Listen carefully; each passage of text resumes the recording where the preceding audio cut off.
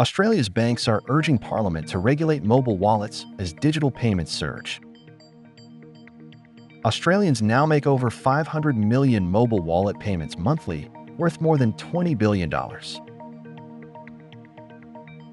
The Australian Banking Association calls for updates to the 1998 Payment Systems Act to include global tech giants like Apple and Google. CEO Anna Bligh emphasized the need for consumer protection and fair competition, noting that reforms were first proposed over 1,200 days ago.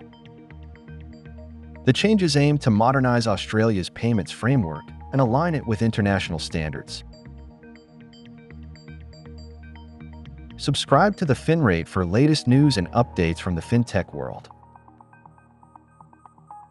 Thanks for watching.